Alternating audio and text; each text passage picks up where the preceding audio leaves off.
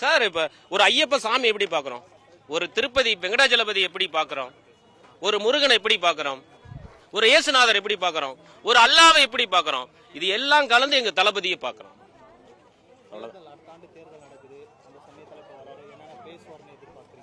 Sir அவர் நின்னா போதும் sir, அவரு ஒரு பிராண்டு, அவர் நின்னாவே அவர்கிட்ட எல்லா விஷயம் இருக்குது, உலகத்தில் உள்ள எல்லா விஷயம் எங்க தளபதி கிட்ட இருக்கு. அவர் ஃபேஸ்லயே எல்லாம் படிச்சுக்கலாம், அவர் பேச வேண்டியதே இல்லை, அவரை பார்த்தோம்னாவே ஒரு விஷயம் எல்லா விஷயத்தையும் கத்துக்குவோம்.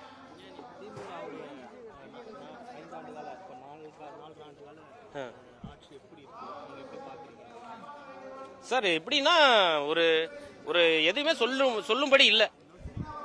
இதுமே ஒரு திட்டம் அமைச்சாலும் பாதி பேத்துக்கு கிடைக்குது, பாதி பேத்துக்கு கிடைக்க மாட்டேங்குது, மேன்மக்களுக்கு தான் கிடைக்க மாட்டேங்குது, அந்த சிறிய மனிதர்கள் எதுவும் போய் சேர மாட்டேங்குது. அவ்வளவுதான் சார். இளைஞருக்கு அரசியல் தேவை.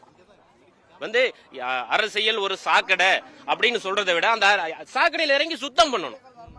நாம ஒதுங்கி போக கூடாது, சாக்கடை அப்படின்னு ஒதுங்கி போறதை விட அந்த சாக்கடையில் இறங்கி நாம சுத்தம் பண்ணிடலாமே. அதுதான் அந்த இளைஞர்கள் எங்க தளபதி சுத்தம் செய்யறதுக்கு எங்களை பயன்படுத்துறாரு. அவ்வளவுதான்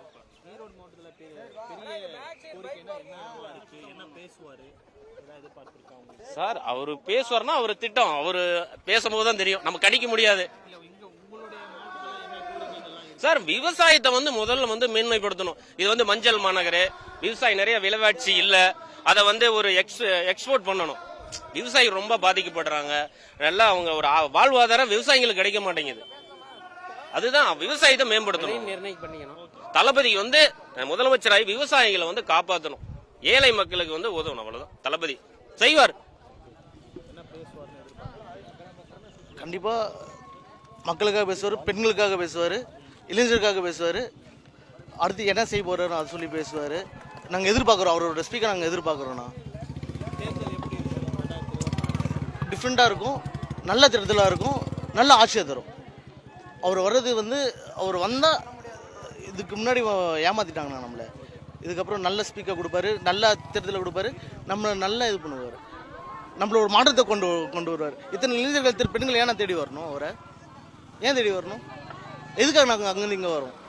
ஒரு நல்ல தமிழகத்தை நல்ல மீன் கொண்டு வந்து நாங்கள் வந்திருக்கோம். வேஸ்ட்ண்ணா